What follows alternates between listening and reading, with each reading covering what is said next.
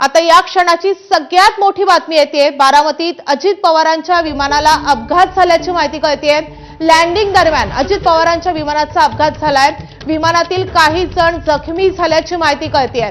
तर बारामतीमध्ये आज सभा आहे। दिवसभर अजित पवारांच्या 4 सभा होणार आहेत। जिल्हा परिषद पंचायत समितीच्या निवडणुकीच्या प्रचारासाठी अजित पवार आज बारामतीमध्ये दिवसभर असणार होते आणि आता असं कळतंय की बारामतीत अजित पवारांच्या विमानाला अपघात झालेला आहे।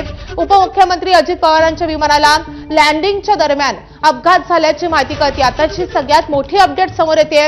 अजित पवार यांच्या विमानाचा अपघात झालेला आहे। विमानातील काही जण जखमी झाल्याची माहिती कळते।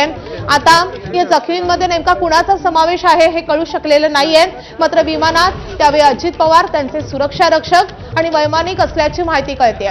तर बारामतीमधून ही सगळ्यात मोठी बातमी कळते। उपमुख्यमंत्री अजित पवार यांच्या विमानाचा अपघात झालेला आहे। लँडिंगच्या वेळी हा अपघात झाल्याची माहिती कळते। आज दिवसभर अजित पवारांच्या बारामतीत 4 सभा होणार होत्या आणि त्यामुळे आज दिवसभर अजित पवार बारामतीतच राहतील असं सांगितलं जात होतं आणि त्या पार्श्वभूमीवर आता ही मोठी बातमी येते।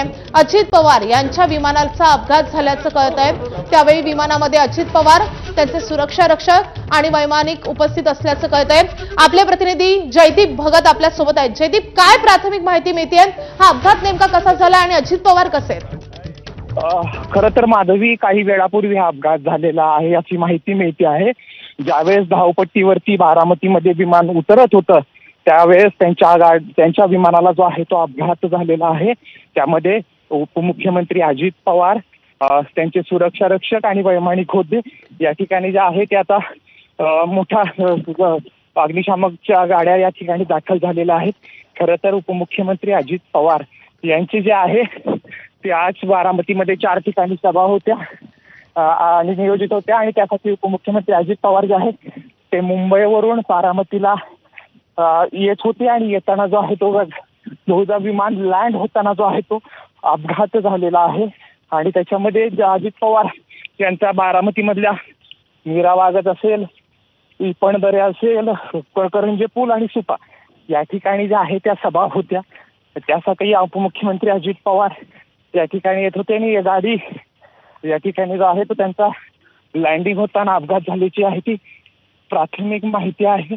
त्या ठिकाणी जे आहे ते मोठ्या प्रमाणात आता अग्निशमन दलाच्या गाड्या असतील या ठिकाणी पोहोचत आहेत। त्याच्यामुळे आता विमानतळाच्या ज्यावेळेस मुंबईवरून निघाल्यानंतर या ठिकाणी ज्यावेळेस विमान लँड होत होतं त्यांच्या गाडीला त्यावेळेस अपघात झालेला आहे। विमानाला अपघात झालेला आहे। या ठिकाणी आता अजित पवारांची प्रकृती कशी आहे याबाबत अद्यापपर्यंत माहिती मिळाली नाही। मात्र त्यांच्या विमानाला जो आहे तो अपघात झालेला आहे। धावपट्टीला लागताना धावपट्टीवरून विमान जे आहे ते बाजूला गेलं असं जे आहे ते प्राथमिक सांगण्यात येते। अद्यापपर्यंत कुठलीही अधिकृत माहिती मिळालेली नाहीये। मात्र या ठिकाणी जे आहे ते उपमुख्यमंत्री अजित पवारांचं विमान अपघात झाल्याचं एवढीच आतापर्यंत माहिती आहे। जयदीप, हे विमान नेमकं कुठे अपघातग्रस्त झालेलं आहे आणि त्यावेळी विमानामध्ये नेमके कोण कोण होतं? खरं तर हे विमान जे आहे ते धावपट्टीला लागताना ज्यावेळेस गोजूबाबी, बारामती तालुक्यातलं गोजूबाबी ज्या ठिकाणी विमानतळ आहे त्या ठिकाणी विमान उतरत असताना हा अपघात झालेला आहे।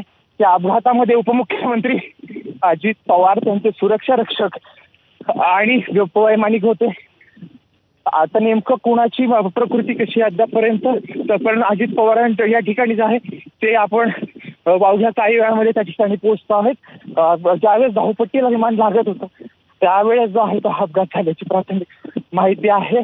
आणि आता या ठिकाणी जे आहे ते विमानतळावरती अग्निशामक दलाच्या गाड्या पोहोचलेल्या आहेत। वेगवेगळ्या ज्या आहेत वेगवेगळ्या खात्याचे अधिकारी पोहोचलेले आहेत आणि या ठिकाणी जे आहे ते अवघ्या काही वेळामध्ये नेमके काय झाले समजू शकेल। आता आपण त्या ठिकाणी पोहोचतो आहोत आणि त्यानंतर ज्या नेमकं काय आहे कुठल्या अधिकृत, कारण आता सध्यापर्यंत कुठल्याही प्रशासनाशी बोलणं होत नाही। अधिकाऱ्यांचे फोन जे आहेत ते व्यस्त असल्यामुळं नेमकं काय झालंय सांगू शकलं नाही। परंतु जोपर्यंत जी माहिती मिळते उपमुख्यमंत्री अजित पवारांच्या